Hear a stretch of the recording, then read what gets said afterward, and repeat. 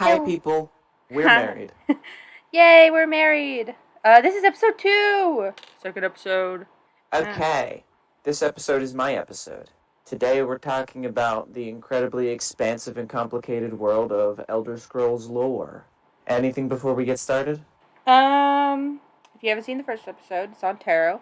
Already gonna be up. Um, otherwise, I literally the only things I know about Elder Scroll are the things that you tell me. I've played, I think, a total of an hour of the game. That's Skyrim. Yes. That's it.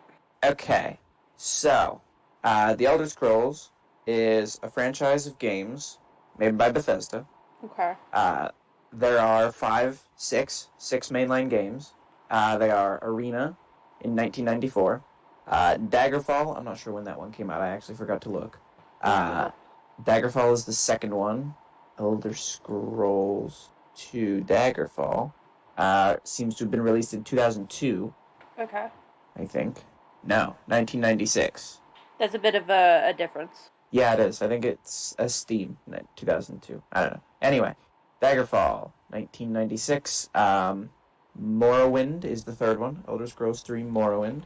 That one is uh 2002, I think. Mm-hmm. Yes. That one's 2002. Oblivion is 2004, I think. Okay. Now these are all like in the same world, right?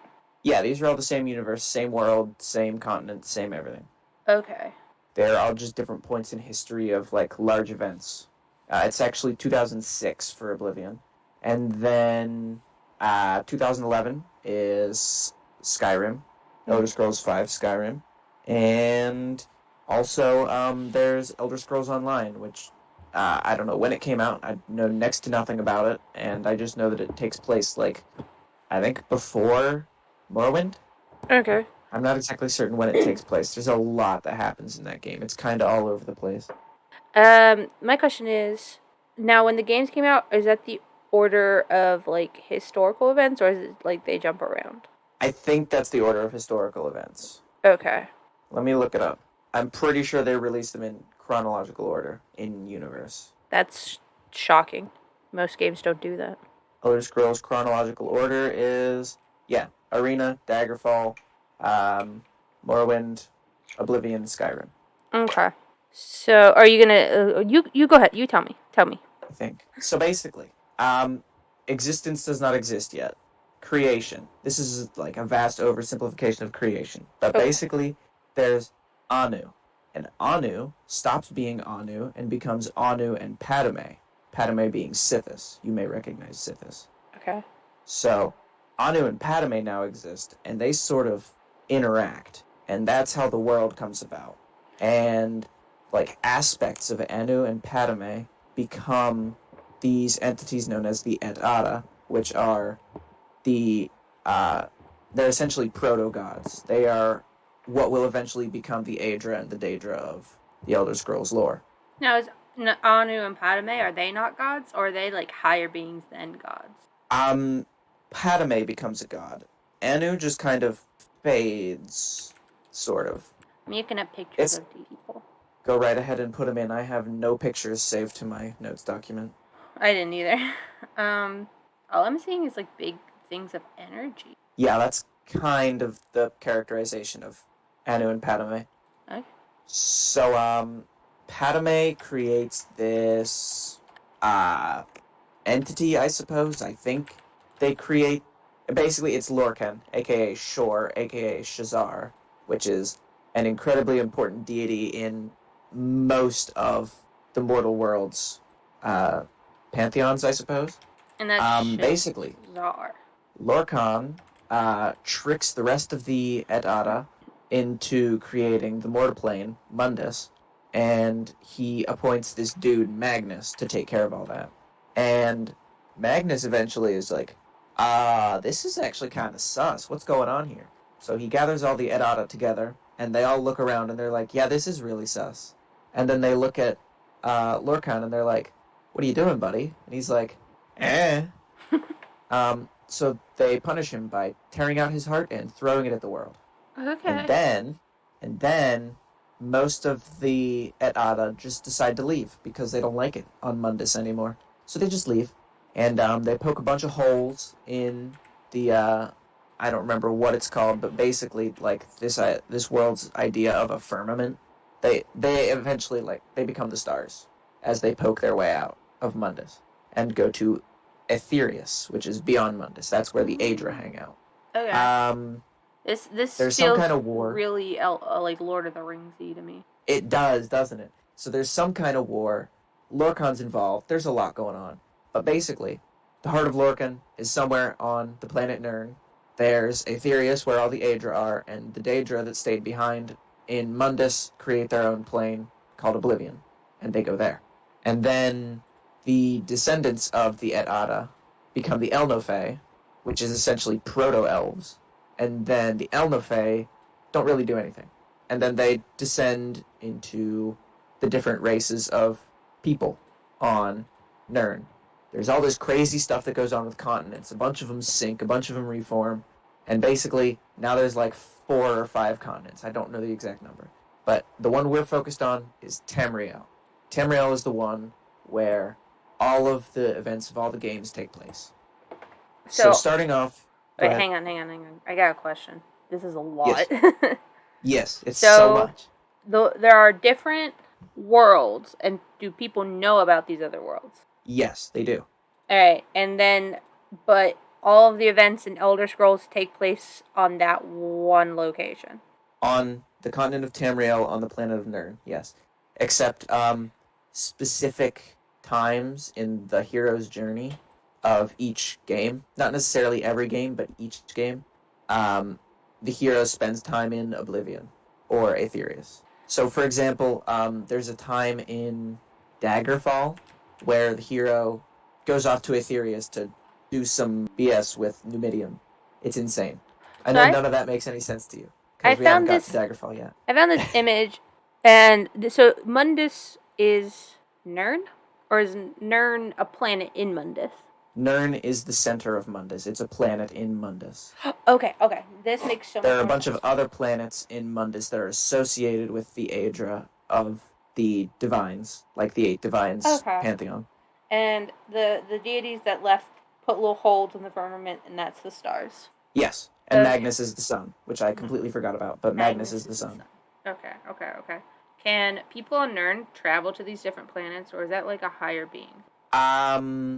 I don't know if they can travel to the other planets, but they can travel to Oblivion using magic. So it stands to reason that they could.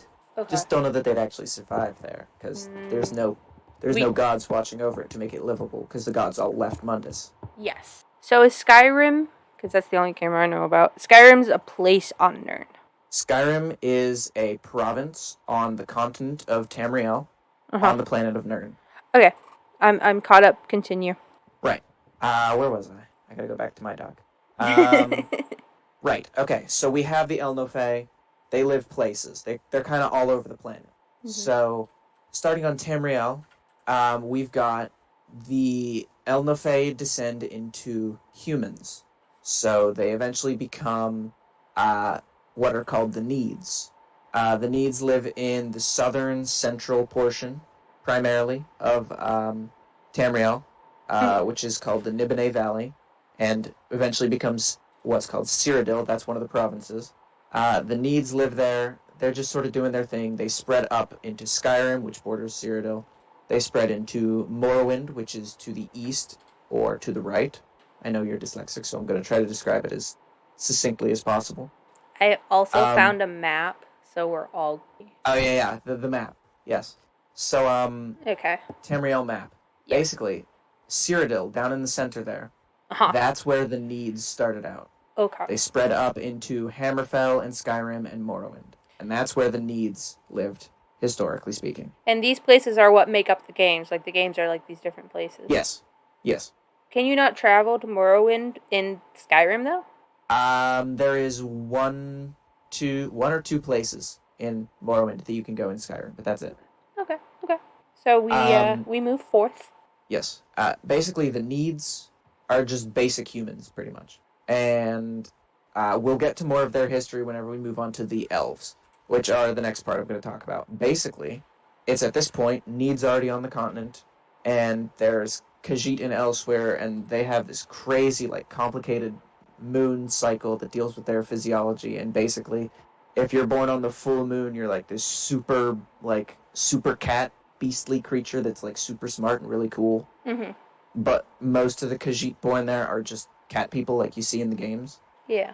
I don't know. I think they were made by Shazar, aka Shore, aka Lorcan. Um, Black Marsh is already populated by Argonians. The Argonians were created by the Hist trees. They literally talk to trees. Trees are their government. Trees are their entire lives. It's insane. Trees. They can like literally telepathically communicate with the entire race of Argonians just by talking to trees. It's insane. So they're not like in Lord of the Rings where the trees are people. No, the trees are sort of like collectively the god of the Argonians. Okay. Okay. They're called the Hist trees. Alrighty. And they have the power to do like crazy stuff, so they created the Argonians to serve them. Okay, now we're on to the elves. The elves are the complicated part. So basically, the Elnofey that became the elves, that became the Aldmer, with a D, lived on this continent called Aldmeris, or Aldmeri. I don't know which one. But during the whole war with Lorcan thing, complicated stuff happened. The whole continent ruined, and everyone left. So during the time of leaving, some of the Aldmer split off and became sea elves, or Meomer. And they basically like pirate raid the Somerset Isles, which is where the rest of the Aldmer went. And they hate the rest of the Aldmer with a burning passion for some reason. And the Somerset Isles and the people that live there have been dealing with this issue for forever, basically. Okay. So there's these two warring factions of Aldmer now, the Sea Elves and the ancestors to the rest of the elves. So the Aldmer moved to the Somerset Isles and they spread out across Tamriel from there. Basically, there's a portion that go to Cyrodiil and they become the Ayleids. The Ayleids enslave the Needs in Cyrodiil, and then the Needs have this whole slave rebellion with Saint Alicia, and Alicia becomes like the first emperor of Cyrodiil, kind of, and constructs the first empire. And the Ayleids just kind of get wrecked and don't come back ever. It's insane. Skip right. There's also the Falmer, or the Snow Elves. They move into Skyrim and High Rock and like the northern portions of Morrowind, and they're just sort of hanging out doing their own thing up there. We'll come back to them whenever we get to the Nords and the Atmorans. Okay. So the Falmer up there. There's this class of elves called the Direni. They move to High Rock, and they run into the Needs that live in High Rock, and they just kind of get it on. And so then they become half-elves, kind of, and they become the Bretons. There's the Chimer. The Chimer got kicked out of the Somerset Isles for worshipping the Daedra instead of the Aedra, so they moved the whole way across the continent to Morrowind, and then future lore happens, and they become the Dunmer because of Azura. The Dwemer start by inhabiting like Hammerfell, High Rock, Skyrim, Morrowind sort of area, and they just sort of dig their underground cities and like worship their own gods and do their own thing, and they're kind of untouchable because they have crazy technology that no one can really match. So everyone just kind of ignores them, and they let everyone else do their thing. Nice. And am I missing any elves? Let me look through my list. The Altmer. Yes, the Altmer become what they believe to be the descendants of the Aldmer, and they do some really nasty like Nazi Germany stuff to keep it that way. It's really not cool. Yeah, it's really bad. And then there's the Bosmer. And the Bosmer are basically Boy Scouts, and they move to the jungle next to Elsewhere. Mm-hmm. And they make a pact with a forest god called Ifra. And Ifra says you can't hurt the plants anymore, and so they don't hurt the plants anymore. There's also a theory that the Bosmer actually were changelings before instead of elves, but it kind of just goes both ways. No one's really 100% certain. Okay. Oh, and there's also the Orzamer. The Orzamer are just Aldmer that got cursed by Malakath, and they ran away. And they became the Orcs. So that's cool. Okay. Okay, I think that's every race of elves. Okay. Of So elves. now we've got the Nords, and the Nords come from a continent called Atmora, which is in the north. And basically, due to the opposite of global warming, the climate in Atmora is becoming too cold and inhospitable. And fun fact: this is also where the giants come from. You've seen giants in Skyrim. Yes. That's also where they come from. They come from Atmora. So Ysgramor and his colony moved from Atmora to Skyrim, and they make their way inland to a town that they make, and they call it Sarthal. And then the Falmer notice them, and the Falmer are like, "This is kind of our land, and also, what the hell is that crazy magic thing you got going on?" And so they invade Sarthal and kill everyone. And Ysgramor and his two sons are the only ones who escape. So they return to Atmora, and they're like, "We got a genocide to commit." So then they grab 500 more people and jump back on a boat and go back, and they slaughter all of the Falmer. So then the Falmer are like, what are we going to do? So they talk to the Dwemer, who live in the same area as them, and they're like, the Dwemer being the people who live underground. Yeah. They're like, "Will you hide us?" And the Dwemer are like, "Will you eat these mushrooms that make you go blind and turn you into monsters?" And the Falmer say, "Yes." So they do. And they go blind and become monsters. So then the whole thing with the Chimer happens. They move away from Somerset Isles. They move to Morrowind, and um, they form these great houses. And that's their government style in Morrowind. So the Chimer have these great houses. There's House Dagoth, House Indoril, House Telvanni, House Redoran. There's just a series of great houses. That's how the country is ruled. And Dagoth, or the head of the great house Dagoth, he finds the heart of Lorcan, and he's like, "Yo, this is actually like a really, really powerful artifact." So he shows his friends being Vivek, Almalexia, and Sotha Sil, which I believe are heads of other great houses at the time, and they all basically use their power to make themselves into phony gods, and so they become the tribunal.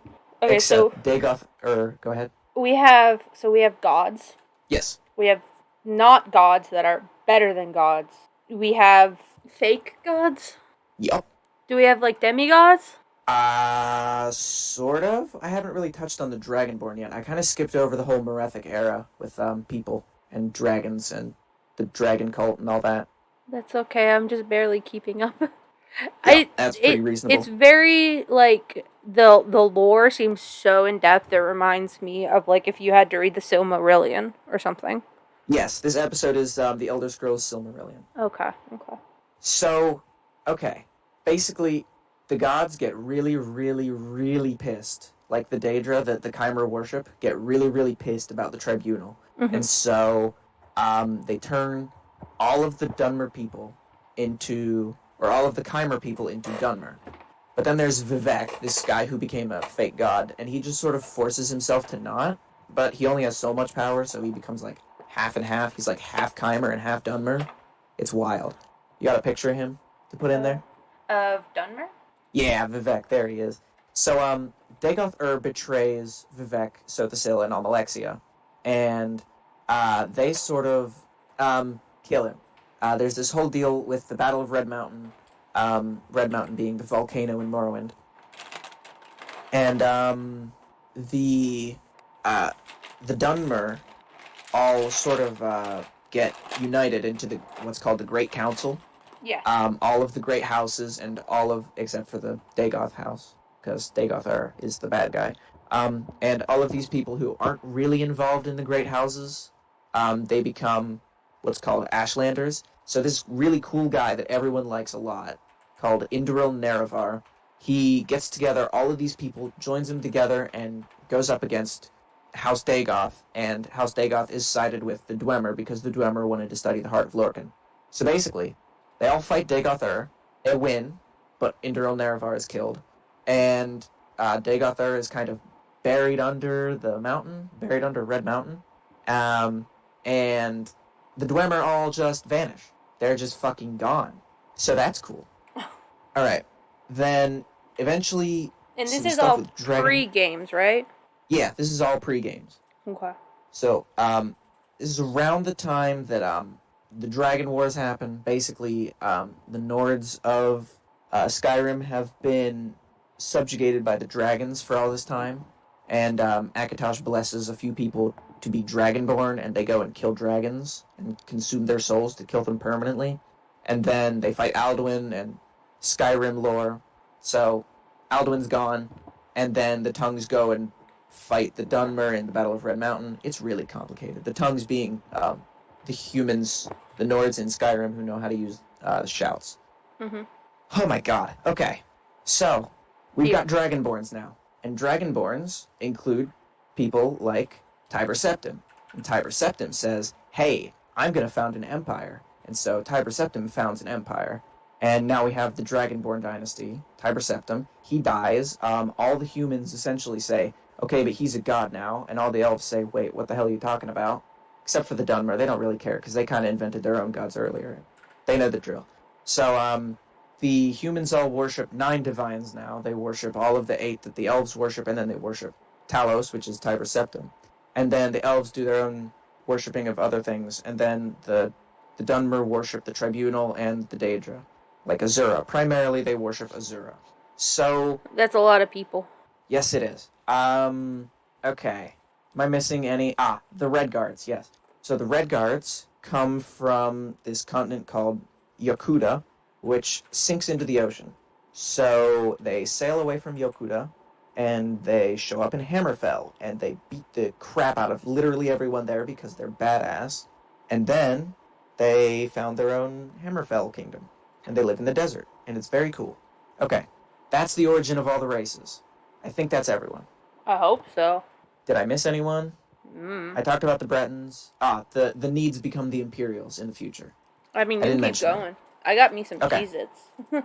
Okay, so now we get to the point where I can talk about the mainline games. So the first one, Arena. Basically, this game was actually ludicrously insane. The map is literally 6 million square miles. That's the actual game map. It could take hours to walk from one town to another. Like, the actual in-game map is 6 million square miles. It's insane. You get access to the entire continent. The story is, the Imperial Battle Mage, his name's Yagar Thorn, he grabs the Emperor and, like, the captain of his guard or whatever, and he throws them into his own little pocket of oblivion that he made. And then he uses magic to shapeshift himself into looking like the Emperor, and then he kills his own apprentice because his apprentice saw him do all this, and then he throws you, the player, into the dungeons, and then he takes the throne. And then the ghost of his apprentice comes to you, the player, and tells you, hey, here's what happened, and you say, oh, okay. So then you escape the dungeons, you go reassemble the staff by doing like 17 dungeons, it's crazy, and then you kill the battle mage and free the emperor. Works out. Seems pretty straightforward. Okay, that's because it's the first game. The second game, you know sequels are never just the same. No. Daggerfall is so complicated. Okay, so you are a Blades agent in this game. The Emperor handpicked you, sent you to Daggerfall High Rock, which is where the Bretons live, and he said, I need you to kill the guy who killed this ghost. Like, killed this king, King Lysandus. He says, go kill the guy who killed King Lysandus to free his ghost. And also find this thing called the Mantella. So, you go kill this guy's murderer and free King Lysandus. King Lysandus tells you where the Mantella is. You go get the Mantella. This is where things get totally insane. Basically, Tiber Septim, whenever he founded his first dynasty, which is still going today, used this giant robot monster called the Numidium to take over and unite the entire continent under one empire. And this guy called the King, or the Underking? Yeah, the Underking, destroyed it. Mm-hmm. This Mantella that you found has the power to basically reassemble the Numidium, and the Empire is kind of falling apart at this point. So the Emperor has sent you, this Blades agent, to go find this Mantella, return it to the Blades, so that the Blades can then build Numidium back up and use it to reunite the Empire again. So that's a thing you can do in the game. There's also, in this region, all of these Bay Kings. They're basically just like fief lords of all of these little fiefdoms all over the Bay Area of High Rock. So you can give the Mantella to one of them. They'll kill all the other Bay Lords and the Bay Kings, and then the Underking will come up and kill the Numidium again. You can take the Mantella to the Underking himself, and then he'll just eat it and then go to sleep forever. You can give it to this orc. His name's Gortwarg, and he will use it to essentially kill all of the non-orcs, all of the non-orc leaders, that is, in the area, and he'll found his own city, only for orcs. And then there's also this necromancer. He's called Manamarco, and if you give the Mantella to Manamarco, he ascends to godhood.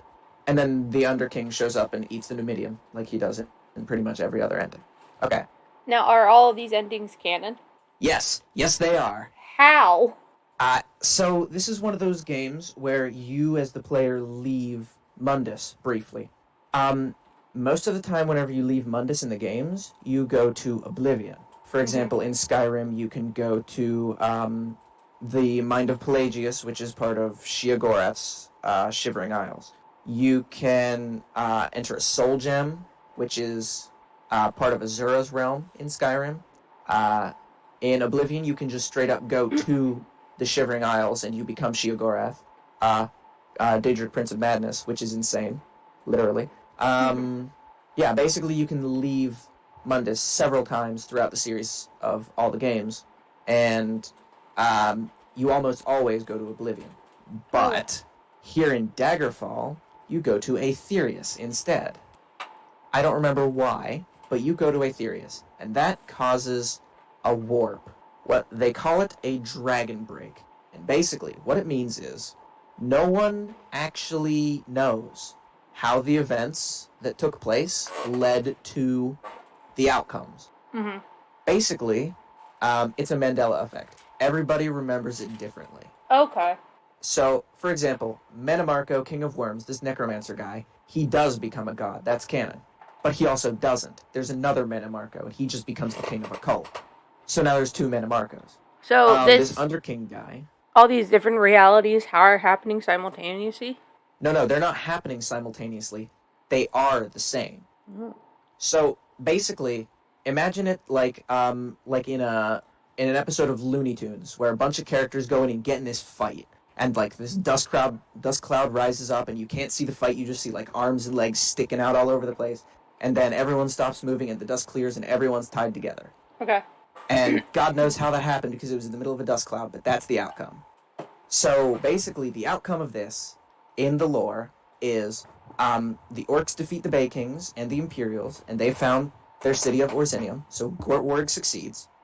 There's these 3 random kingdoms that survive, and all of the other Bay Kings are dead. The Empire is fully reunited. Manamarco becomes a god, and the Underking is okay. And that's the outcome of Daggerfall. It's called a Dragon Break. They call it the Warp in the West, and they call it the Miracle of Peace. Dragon Break. It's crazy. Okay.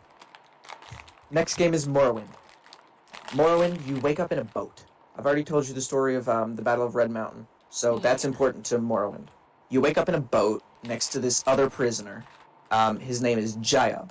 So, basically, he asks you a bunch of questions about yourself to make character creation easy, and then they kick you out and they say, go. Do whatever you want. Be free. So you wander around. Yeah, you wander around, and basically you run into, like, all of these weird coincidental situations that eventually force you into working with the Blades again. And the Blades tell you, hey, you should go, like, talk to this dude. So you go talk to this guy, and he tells you the story of Induril Nerevar. And Induril Nerevar had this ring called the Moon and Star, which, if you put it on and you aren't Induril Nerevar, it'll instantly kill you, which is really cool. So there's this prophecy about Induril Nerevar saying that he will eventually be reborn into a being called the Nerevarine, and you essentially, like, the prophecy says that this person is dragonborn, this person is immortal, and this person wears the Moon and Star. So you essentially prove yourself to be the Moon and Star, or to be the Nerevarine, by putting on the Moon and Star, contracting this disease that makes you immortal if it doesn't kill you, and basically just assembling all of the great houses together. Because as it turns out, Dagoth-Ur is not dead, and in fact was not buried under Red Mountain, and he still has the Heart of Lorkhan. So he's causing real big problems. And you basically grab up these artifacts that the Dwemer used to do whatever the hell they did that made them disappear, and you go screw around with the Heart of Lorkhan, and then Dagoth-Ur dies. And that's the end of the game. There's also, like, this whole deal with, like, Vivek and Sothasil and Almalexia, and I think you kill one of them, and it's DLC, so meh. So, Okay. Yes. question. Mm-hmm. So at the end of that game, you are immortal. Mm-hmm. So does this idea of this character come up later? Yes, it does. The next game is Oblivion, and before we start talking about what the actual plot of Oblivion, there's like random voice lines that you can get, and one of the random voice lines for people talking to each other is like, "Oh, I heard the Nerevarine went to the continent of Akavir and hasn't been heard of since." And it's like, oh. So Akavir is this continent full of like really terrible, horrible monsters that kill everything and anything that goes there. Okay. So your character dies. And he died. So that's cool. Up to this point, Oblivion, we're still in the Septim dynasty. This is still Tiber Septim's people. This is still his family. Mm-hmm. They're still Dragonborn. They have the souls of dragons or whatever. They have the blood of the Dragonborn in them. Excuse me. So basically, that's what makes Uriel Septim the Emperor at the time. And he is under attack at the beginning of the game. So him and two Blades agents, which are his bodyguards, wander through your prison cell in the Imperial prisons. And because there's a secret passage through your cell to under the palace to escape from the people who are trying to kill him. Mm-hmm. And he walks into your cell, takes one look at you, and says, "You, I've been having dreams about you." And you're like, okay. You're having dreams about me? So he basically tells you, "I'm going to die today, and I have something important that you need to do." So you follow him out through the tunnels, and you witness him get killed by these people. And with his dying breath, he hands you this amulet. It's called the Amulet of Kings, and it belonged to Saint Alicia, who did the first whole revolt against the Aelids way back when with the elves. That was her amulet, and it's been passed along the emperors and empresses all the way down to Uriel Septim, which this is like, I don't know, 2,000 years later or something. So this amulet, very important amulet. Basically, it's meant to keep it was like blessed by Akatosh to keep the planes of Oblivion and Mundus separate. Mm-hmm. So basically, he gives you this incredibly important artifact and says, "Skedaddle," and then he gets killed. Oh. So you leave the dungeons. He tells you to go find the Blades. So you go find the Blades at Cloud Ruler Temple, I think. And they tell you, the Emperor actually had an heir that no one knows about. His name's Martin. He lives in Kvatch. Go find him. So you go to Kvatch, and Kvatch is on fire. And there's a giant stone Oblivion gate in front of Kvatch. And there are Daedra pouring out of it from the realm of Mehrunes Dagon, which is full of lava. And they have essentially laid siege to the entire town of Kvatch. And it's terrifying. And you have to go into Oblivion, take out this giant rock, and then run back out to close the portal. And then you go into Kvatch, and you find Martin in the temple, and you give him the Amulet of Kings, and you send him on his way to Cloud Ruler Temple. Martin looks like identical to his father. Yeah, he does. Alright, so basically what happens next is they tell you how to make it so that Martin can end the Oblivion Crisis, which is basically he lights what are called the Dragon Fires in the Imperial City with the Amulet of Kings. So you do all the setup for that. I honestly don't know all that much about it. I have never finished Oblivion because it has this serious problem. We'll talk about it in a different episode. Okay. But basically they give you all of these requirements to go and get the Dragon Fires relit. You fulfill all of those requirements. You take Martin to the Imperial City, and then Mehrunes Dagon himself jumps out of a portal, and he's like 100 feet tall. Is it like this giant red demon thing? Yes, it's the giant red demon man, yes. Awesome. So Martin takes the amulet, goes to, I think, the White Gold Tower, and he uses it to become the avatar of Akatosh, the god of dragon and time. And then they wrestle, and it's cool as hell. And then the dragon fires get relit, Mehrunes Dagon is banished, and the plot is over. Also, side quest for this is you, the player character, become a Daedric prince. Ooh. You succeed the current god of madness, Sheogorath, and you replace him because there's this whole thing going on with he used to be the god of order, Jiggalag, and then Jiggalag got banished because he was too powerful by all the other Daedric princes. It's a whole complicated Daedra lore thing. But basically, you exploit all of this and you become Sheogorath, and it's very cool. Okay. Alright, so that's the lore of Oblivion. Between Oblivion and Skyrim, there's this great war where the Aldmeri Dominion, which had broken out of Imperial rule some time ago and became, it's basically the Somerset Isles and the Altmer, they became their own sort of empire, and they've been yoinking properties off of the Empire for all this time. Basically, the Altmer have annexed Valenwood with all the Bosmer, the Boy Scouts, The Boy and Scout. they've annexed elsewhere with the Khajiit. Red Mountain erupts, so giant volcano in Morrowind erupts and puts the Great Houses in essentially calamity. And the Argonians of Blackmarsh use this time to slaughter the Dunmer because they've been enslaving Argonians this whole time. So there's a lot going on, and it's really bad, basically. And this is after Oblivion. This is after Oblivion, yes. Oh, fun fact about Oblivion, by the way. The Argonians were so powerful during the Oblivion crisis that they started invading Oblivion, and the Daedra had to close the portals on their own to prevent losing ground to the Argonians. So that's pretty cool. Alright, so lots of bad stuff happens, and then there's this great war between the Aldmeri Dominion and the Empire. And the Aldmeri Dominion is doing really well against the Empire, and they take the Imperial City. And then the Empire leads this assault that essentially destroys the entire Aldmeri force in the Imperial City all at once. And it's called the Battle of Red Ring, and it was incredibly violent and bloody. And everyone has PTSD, and it's terrible. A lot of important characters in Skyrim have actually fought in the Great War, so that includes multiple Jarls. So that's like Jarl Balgruuf and Ulfric Stormcloak, and I think that might be it. That might be it.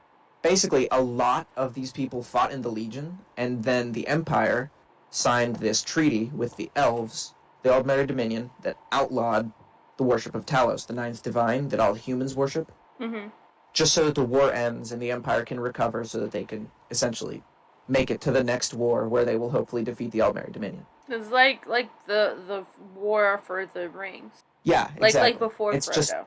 It's a war of, I hope we survive this and there's going to be peace for the time being so that we can all survive this and fight a different day, essentially. Okay. So they make this peace, but all of the Nords in Skyrim who fervently worship Talos, they all really hate it. Okay. So this guy, Ulfric Stormcloak, starts a rebellion against the Empire to free Skyrim and all the Nords in Skyrim from Imperial rule so that they can worship Talos again. So the Empire sends General Tullius to Skyrim to beat back the rebellion and secure Skyrim so that they have a unified front against the Aldmeri Dominion. And the Imperials capture Ulfric Stormcloak and they cart him off to be executed, and then you show up. And so does Evil Dragon Man, Alduin. So you're in a cart, you get dragged to execution. Everyone's seen the cutscene. Oh, yeah. Hey you're finally awake. And you get freed. You don't get executed because Alduin shows up and he essentially destroys all of Helgen in 15 minutes because he's badass and also evil. So Ulfric Stormcloak escapes, you escape, all the important people escape, and essentially the war is back on, life goes on. You as the Dragonborn, you go around and do some like errand running until the Jarl of Whiterun, Balgruuf the Greater, sends you to kill a dragon. So you kill the dragon, you consume its soul, and then everyone kind of freaks the hell out, and you get called by these monks on top of the mountain, the Greybeards. So the Greybeards summon you, and they tell you, hey, you're Dragonborn. Go get this horn. Now, So they ask you... I have a question real quick. Mm-hmm. I don't mean to interrupt. Are Dragonborns, like, really rare at this point? At the time of Skyrim, you, the player character, are believed to be the one and only, apart from maybe the Nerevarine if they're still alive. But wasn't there, like, a bunch at the beginning? Yes, there were, and then they all died. Okay, that's just what I was wondering. Yep, they all died. Okay. Except you, wherever you came from, you may have just straight up been blessed by Akatosh without any dragon lineage at all. Spicy. It's debatable. But also there's the Nerevarine. Who knows where they are? Yeah. They're just gone. Yeah. Right, so you kill a dragon, you eat its soul, the Greybeards summon you, they tell you you're the Dragonborn, they tell you to go get a horn. See, the thing is, someone stole the horn, so you have to go find the person who stole the horn, and it turns out to be one of the Blades, who, as it turns out, ran this whole campaign against the Aldmeri Dominion in the Great War, and as a result, the Aldmeri Dominion essentially poured boiling oil down the anthill of the Blades and killed all of them, except for, like, 2. Maybe 3. I don't know. Complicated lore. There's this guy named Fultheim. Don't worry about it. Basically, Delphine is this blade, and she took the horn of this guy and took it back to her inn, and she says, I'm not giving it back until you go kill a dragon with me. So you go kill another dragon, and she gives you the horn and says, we're going to need to find out what's going on with these dragons, because you're the only one who can stop them. Go to High Hrothgar or whatever. Go see the Greybeards. I'll try to figure this out. So you return to the Greybeards, you give them the horn, they say, you're cool, here's a shout that throws people across the room. So now you have a shout that throws people across the room. Very helpful.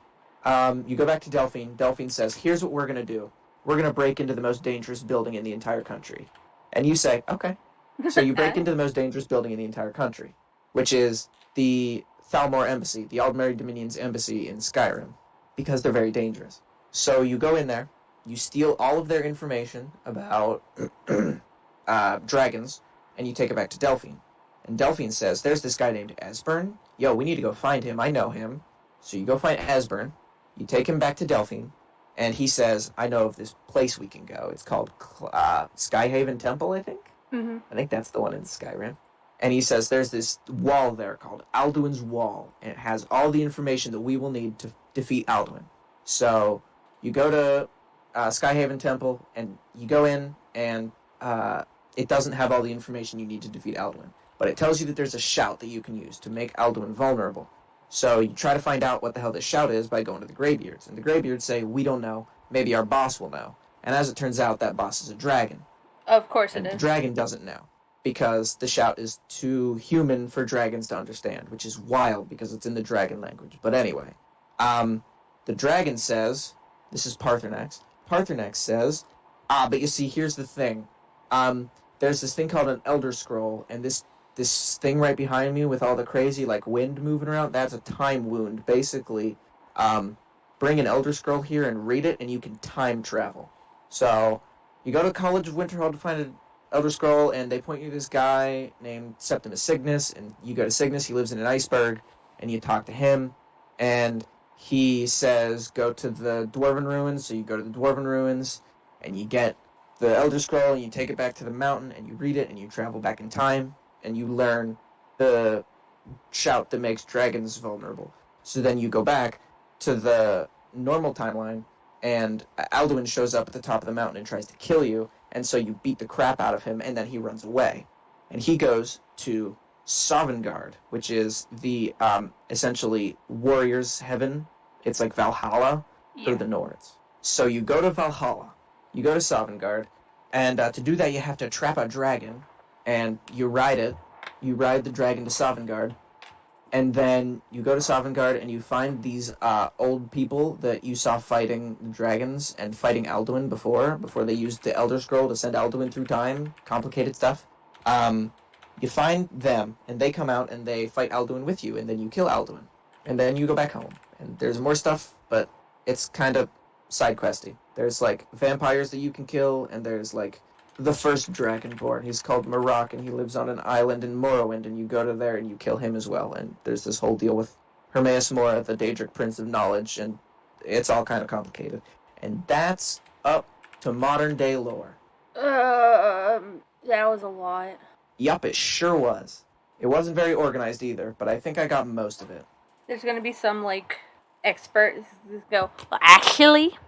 Actually, yeah, keep in mind all of this was extremely oversimplified, and while I may not understand everything that I've said in here perfectly, most of it I would describe it differently if we had more than an hour. Or if I was willing to go more than an hour. Okay, that's all the lore. I think I get the gist of it, though. I mean, like, Yeah. enough for us to look at some memes. Yeah. Alright, let's see if Reddit has what we're looking for. Reddit always does. Come on, Oh. Reddit, don't let us down now. I found it. What is it? I'm gonna put it in the little thingy where I was putting Ooh. images. Yes. Well, we're talking about like a little Google thingy we have so we can see them, but you guys will have seen them as they pop up on screen. So. Yes. Ooh, Elder Scrolls memes, perfect. Oh, yeah, I forgot about Jayab, this guy that you go to Morrowind with in the game Morrowind. There are these really awful birds called cliff racers, and he kills, like, all of them. And so they call him a saint, and he becomes Saint Jayab, and he writes books about killing cliff racers. It's great. Stop. I found one. I must send it to you. Alright, here we go. My goodness, stop. When people try to talk to me in public, I have no greeting. Excellent. Okay, so besides what you've just told me, and then like things you've told me before, because like you're in the middle of playing Skyrim again. Yes. The one thing I knew a lot about, because in high school we went to high school together, everyone. We've been together a long time. We're married. You would always go on about the glitches. The glitches were the best part about Skyrim to me, because I've played a little bit of it. I couldn't get into it though. There are a lot of glitches in the Elder Scrolls games. But I feel like that's what makes them good. It's charming. It's certainly charming.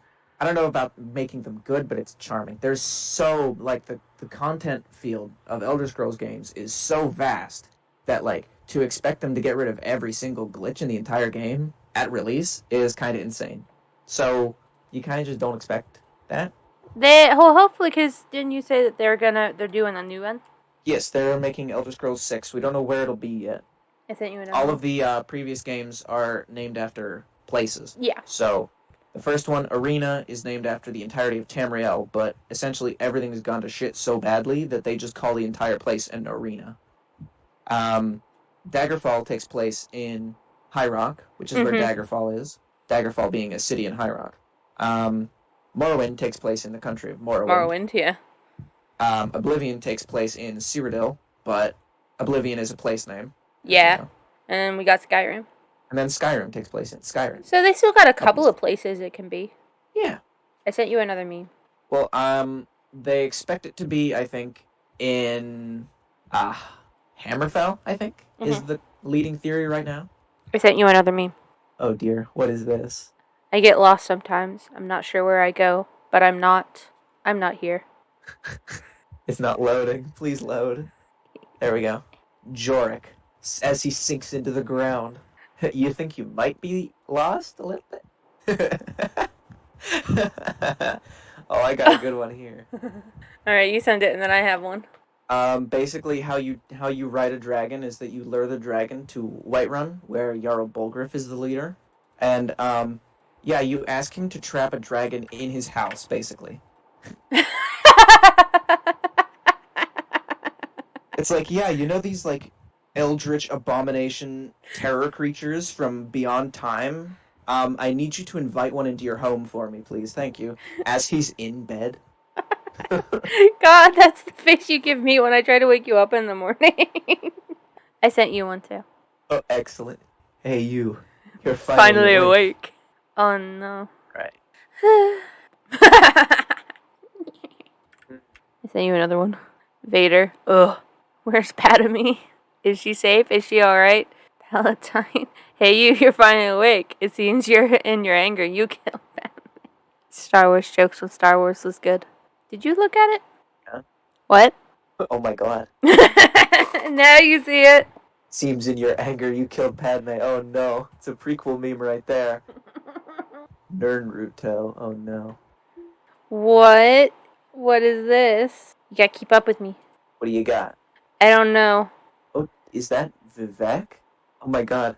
What would Vivek's order at McDonald's be? Someone says he would order 2 meals, one with the highest meat content and the other with as little as possible. Duality in all things. That That was seems about right. Nine Tails for him. Nike. All right. This is a complicated lore meme. Show it. Basically, there's this guy in Morrowind who is the last Dwemer left ever because the rest of them disappeared. And you Yes. talk to him. And he was in a soul gem at the time that all the other Dwemer disappeared, so he's okay. Oh. I'm sorry. What was that, kiddo? So Kagranek says, I'm getting out of here. Oh, wait, hang on. Is Kagranek the... I don't remember people's names. Hang on. Kagranek might have been the king of the Dwemer at the time of the Battle of Red Mountain. That would make more sense. I just love Jimmy Neutron memes, so it's okay. True. Okay, we got time for like 1 or 2 more. Yeah.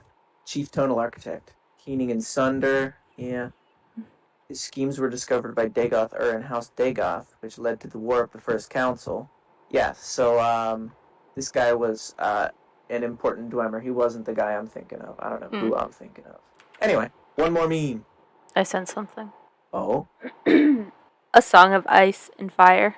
The Kingkiller Chronicles. The Elder Scrolls. Not having had a new installment in 10 years. True. Oh my god, it's been so long. 11. We didn't talk about ESO at all, but that's because it's complicated and weird and I don't know anything about it. And also it's an MMO, and who cares about MMOs? Someone probably. Yeah, someone probably. Alright. Well, that was a long and complicated second episode. But Yes, it was. I'm more enlightened about Elder Scrolls. So now when you talk about it to me, I'm not going to be completely oblivious about it. You're not gonna be the woman at the baseball game with the guy explaining Rick and Morty to her anymore. Funniest shit I've ever seen. We're married. Yeah, we're married. Bye, people. Bye.